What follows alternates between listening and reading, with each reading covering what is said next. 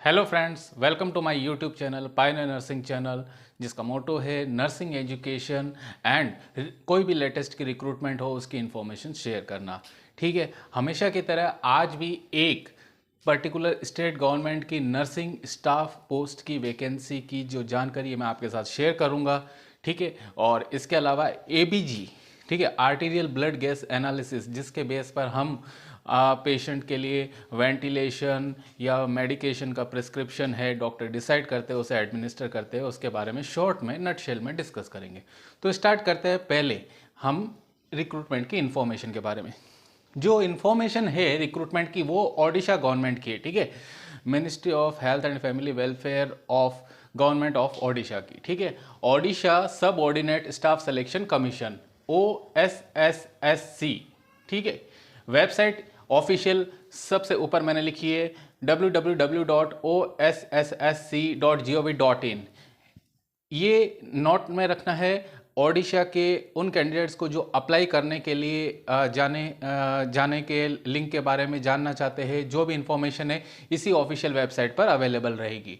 इसके अलावा जो नंबर ऑफ पोस्ट्स इसके अंदर है वो है 7,483, 7,483 पोस्ट है। Group C nursing officer district cadre. Usually जो स्टेट गवर्नमेंट अदर जो स्टेट गवर्नमेंट्स है और जो नेशनल लेवल के हम एग्जाम फाइट करते हैं वो हम ग्रुप बी के अंदर कंसिडर किए जाते हैं, बट कहीं कहीं पर ग्रुप सी के अंदर भी इसे नर्सिंग ऑफिसर पोस्ट को है रखा जाता है। फॉर एग्जांपल मैं खुद हूँ एक मतलब ना semi government call company BCCL के अंदर 2016 से 18 तक काम किया है। तो वो खुद एक semi government and call India limited के अंदर आने वाली कंपनी है। वहाँ पे नर्सिंग कैडर जो है ग्रुप सी से स्टार्ट किया जाता है, नर्स ग्रेड सेकंड की जगह थर्ड, ना मतलब ग्रुप सी कैटेगरी के अंदर काउंट किया जाता है। ओके, सो हमारे लिए नेक्स्ट जानने वाली बात यह है कि ऑनलाइन जो रजिस्ट्रेशन अप्लाई करना चाहते हैं कैंडिडेट्स और री रजिस्ट्रेशन करना चाहते हैं, यानी जिन्होंने प्रीवियसली पहले किसी वैकेंसी में कर रखा है और उसे इस वैकेंसी के अंदर ही उस पुरानी वाली वैकेंसी को शामिल किया गया है, तो अपने यूज़र नेम लॉगिन आईडी से री रजिस्ट्रेशन कर सकते हैं। और सबमिशन ऑफ ऑनलाइन एप्लीकेशन भी करना हो तो स्टार्टिंग डेट जो रहेगी इस रिक्रूटमेंट के लिए एप्लीकेशन की वो रहेगी जनवरी 27 से लेकर फरवरी 17 तक। ठीक है, तो ये तारीखें आपको ध्यान में रखनी है।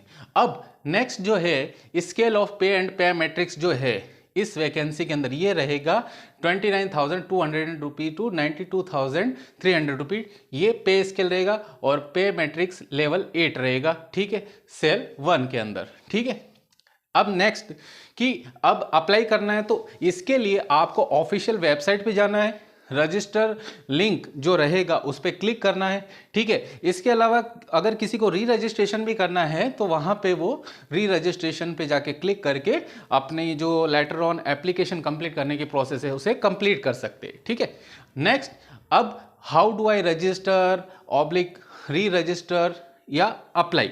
ठीक है, मतलब कोई भी क्वेरी हो तो वहां पे भी ये एक लिंक रहेगा, तो इससे भी आप अपनी जो एप्लीकेशन से रिलेटेड जो भी क्वेरी है, जो भी अपना एप्लीकेशन का स्टेटस है ऑनलाइन, वो आप देख सकते हैं और उसे कंप्लीट कर सकते हैं एप्लीकेशन को। ओके, नेक्स्ट जो एग्जाम है वो रिटन मोड पे होगा, 1 पेपर होगा, ध्यान रखिएगा। रिटन एग्जाम होगा और 1 सिंगल पेपर होगा, मींस शिफ्ट वाइज नहीं होगा कि एक शिफ्ट हुआ है फिर नेक्स्ट सेकंड शिफ्ट हुआ, ऐसा नहीं। ठीक है, एक शिफ्ट में होगा। ठीक है, और 19 मार्च 2023 जो टेंटेटिव डेट है, संभावित तिथि है। ठीक है, ध्यान रखना है 19 मार्च 2023।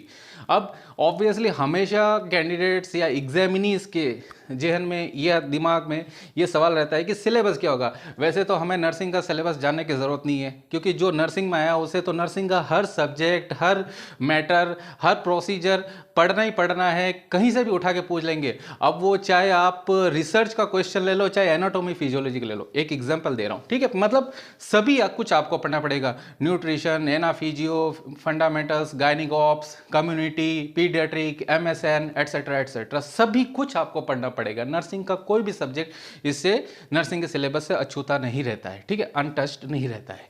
सो यहां पे 60 क्वेश्चंस रहेंगे, 60 मार्क्स है, 1 question is equal to 1 mark nursing syllabus या नर्सिंग सब्जेक्ट के। ठीक है, नेक्स्ट 25 क्वेश्चंस रहेंगे 25 मार्क्स के, वो प्रैक्टिकल स्किल्स के या प्रैक्टिस बेस्ड। ठीक है, जैसे कि मैं हमेशा कहता आया हूं कि हमारा जो नर्सिंग प्रोफेशन है वो एक क्लिनिकल और एक प्रैक्टिकल प्रोफेशन है, and nursing profession is best. ठीक है, nursing profession is the best among all professions. ठीक है, नोबलेस्ट प्रोफेशन अमंग ऑल। ठीक है, ये क्यों कहा जाता है? क्योंकि हम हर प्रोफेशन के साथ में अगर खुद का प्रोफेशन कंपेयर करें तो यहाँ पर ध्यान देने वाली बात यह है कि हम डायरेक्ट पेशेंट से कनेक्टेड होकर 24/7 जो भी सर्विस हम पेशेंट को हेड टू टॉय जो भी दे सकते हैं वहाँ पे हम उसे प्रोवाइड करवाते हैं। ठीक है, और हेल्थ के हर पर्सपेक्टिव से हम उसे हर एस्पेक्ट से पेशेंट को, क्लाइंट को वो सर्विस अवेलेबल करवाने के लिए कमिटेड होते हैं। ठीक है, जैसा कि हेल्थ की डेफिनेशन मैंने प्रीवियसली भी बताई है, according to WHO health is a state of socially, physically and mentally well being and not merely an absence of disease और इन्फॉर्मिटी। ठीक है, तो इससे ये बात साबित होती है कि हमें हर एस्पेक्ट पे हमें प्रिपेयर्ड होना होता है। ठीक है, अब मेंटली की बात की है तो मेंटली भी हमें पेशेंट के लिए प्रिपेयर्ड रहना पड़ता है, मेंटल पेशेंट्स के लिए भी हमें केयर करनी होती है, और पर्टिकुलर साइकेट्रिक नर्स। ठीक है, एक साइकेट्रिक नर्सिंग एक हमारा बहुत बड़ा और बहुत ही बड़ा एक ब्रांच होता है हमारी नर्सिंग के सब्जेक्ट का। ठीक है, तो ये इसीलिए है। ठीक है, तो हमें हर सब्जेक्ट पढ़ना है और हर प्रैक्टिस का स्किल जो है यहाँ पे मतलब हमें हर प्रोसीजर से रिलेटेड जानकारी है उसके बारे में यहाँ पूछ ली जाएगी। ठीक है, कि आपको स्ट्राइल गोज ट्रे है, सूचर ट्रे है, कैसे पैक करनी है, कैसे आपको भेजनी है, CSSD के बारे में क्या जानकारी रखनी है, साइडेक्स के बारे में क्या जानकारी रखनी है, आपको ये पर्टिकुलर जो डिवाइस है इसको कैसे होता है, ये ट्रिकोट बायोप्सी गन है। ठीक है, ये एग्जांपल्स दे रहा हूं मैं। ठीक है, आपको कोई एक ABG की रिपोर्ट हाथ में दे देंगे और कहेंगे इसे इंटरप्रेट करके बताइए। हाँ, वैसे मैं आज जैसे मैंने कहा ABG का शॉर्ट इंटरप्रिटेशन करूंगा। ठीक है, तो वो भी है। ठीक है, अब आपको पर्टिकुलर सैंपल ले लिया है, कोई भी सैंपल हो। ठीक है, ब्लड, यूरिन, कफ यानी स्पुटम है, स्टूल है, यूरिन एंड अदर कोई भी है ना, बॉडी का ड्रेन फ्लूइड है उसका स्पेसिमेन है, वो आपको भेजना है। तो ये सारे के सारे प्रैक्टिस स्किल्स के बेस्ड के ऊपर जितने भी सब्जेक्ट्स है वो आपको वहाँ पे पूछे जाएंगे। इसलिए फंडामेंटल्स ऑफ नर्सिंग जिसने अच्छे से पढ़ी है तो वहाँ पे हर प्रोसीजर की फुल टू इंफॉर्मेशन दी हुई है। ठीक है, तो हमें हर प्रोसीजर के बारे में A to Z एक एक स्टेप। ठीक है, वैसे तो हर स्टेप याद रखना मुश्किल है, लेकिन इसीलिए कहते हैं कि आपको प्रैक्टिकल वर्क करके भी वो चीज़ कंठस्थ याद होनी चाहिए, आपको दिमाग में वो पैटर्न सेट होना चाहिए। ठीक है, कि ये यूनिवर्सली कोई भी प्रोसीजर का फर्स्ट स्टेप तो आप कोई भी मान के चले क्या होता है, wash your hands first of all. फिर उसके बाद में आप कोई भी प्रोसीजर स्टार्ट करते हो उसके स्टेप्स तो आने ही है। ठीक है, तो ये चीज़ें आपको प्रैक्टिकल स्किल्स के रिलेटेड है, उसके ऊपर जो बेस्ट क्वेश्चन है वो यहाँ पे आपको पूछे जाएंगे। नेक्स्ट, जैसा कि मैं कहता आ रहा हूँ कि अब अदर सब्जेक्ट्स भी कंपटीशन के लेवल को देखते हुए पूछे जाते हैं, तो यहाँ पर भी 12th लेवल की जो मैथ्स है उसके क्वेश्चन पूछे जाएंगे, 10 क्वेश्चन 10 मार्क्स के। एंड जनरल इंग्लिश भी जो 12th लेवल तक की हायर सेकेंडरी लेवल की है उसके भी 5 क्वेश्चन है, 5 मार्क के पूछे जाएंगे। ठीक है, तो ये इसके बारे में जानकारी सिलेबस की। नेक्स्ट जो है टाइम रहेगा 2 आवर्स का। ठीक है, और निगेटिव मार्किंग 1/4 यानी 0.25 मार्क्स कट होंगे फॉर ईच रॉन्ग क्वेश्चन। ठीक है, तो यहाँ पे ये मैंने नटशेल में आपको जानकारी दी है, इसका स्क्रीनशॉट हमारे चैनल के कम्युनिटी पेज पर भी अवेलेबल रहेगा। एंड इसके अलावा आप अप्लाई करने के लिए मैंने डेट्स भी बता दिए, ये डेट्स से आप यानी 27 जनवरी से स्टार्ट कर सकते हो, और लास्ट डेट जो रहेगी वो 17 फरवरी 2023 है। तब तक आप अपना जो भी है स्टेप ऑनलाइन एप्लीकेशन का उसे फुलफिल करके 17 फरवरी तक सबमिट कर सकते हैं। ओके, तो अब बात करते हैं शॉर्ट के अंदर ABG इंटरप्रिटेशन की। ठीक है, अब ABG इंटरप्रिटेशन के लिए हमें पता होता है कि ABG के अंदर हमें सबसे पहले क्या पता करना होता है, क्या ध्यान रखना होता है। ठीक है, कि भाई पर्टिकुलर सिचुएशन एसिडोसिस या एल्केलोसिस है या नहीं है। ठीक है, अब यहाँ पे मेटाबॉलिक है या रेस्पिरेटरी, ये ध्यान रखना होता है। अब कि भाई कंपेंसेटेड है, फुली कंपेंसेटेड है या पार्शियली कंपेंसेटेड है, ये सिचुएशंस हमें ध्यान में रखनी होती है। अब ये चीज़ें क्या है, ठीक है, ये चीज़ें ये बताती है कि भी पर्टिकुलर पेशेंट जो है अब वो रेस्पिरेटरी प्रॉब्लम से जूझ रहा है और उसकी जो नीड है वो वेंटिलेशन से रिलेटेड है, तो हमें उसी के अकॉर्डिंग डिसाइड करके mask normal mask, okay, venturi mask, ठीक है, वेंचुरी मास्क से आगे हम अगर है ना उससे पहले देखें तो नेज़ल प्रोंक्स है, नेज़ल कैथेटर है, रेस्पिरेशन के लिए हम जो यूज़ में लेते हैं, ठीक है, ऑक्सीजन प्रोवाइड करने के लिए, ठीक है, एंड हुड है, ठीक है, बच्चों के अंदर जो लेते हैं। अब वेंचुरी मास्क से ऊपर हम चढ़ते तो जैसे कि देखते हैं पार्शियल रीब्रीदर मास्क, ठीक है, नॉन रीब्रीदर मास्क, और उसके बाद में हम देखते हैं बाईपेप वेंटिलेशन, सीपेप वेंटिलेशन, ठीक है, ठीक है। तो यहाँ पे ये दोनों मोड से हम वेंटिलेशन प्रोवाइड करते हैं। अब इससे भी अगर रेस्पिरेटरी एसिडोसिस की कंडीशन ट्रीट नहीं होती है तो लास्ट में जाके हमें पेशेंट को वेंटिलेट करना पड़ता है, यानी मैकेनिकल वेंटिलेशन पे लेना पड़ता है, ठीक है। तो ये सब मोड्स हमें पता होने चाहिए, ठीक है।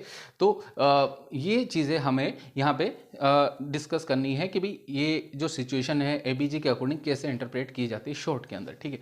तो सबसे पहले ध्यान रखना, एक नेमोनिक याद रखना आपको, रोम, ROME, ठीक है, R respiratory, O opposite, M metabolic, E equal, ठीक है। अब यहाँ पे कहने का मतलब ये है कि जो pH है, ठीक है, वो बाइकार्बोनेट HCO3 के प्रोपोर्शनेट होती है, यानी कि अगर pH बढ़ेगा तो बाइकार्बोनेट भी बढ़ेगा, और अगर pH डाउन होगा तो बाइकार्बोनेट भी डाउन होगा। अब pH की वैल्यू यहाँ पे मैं आपको बता दूं, जैसा कि सभी को पता होगी, 7.35 टू 7.45, ठीक है।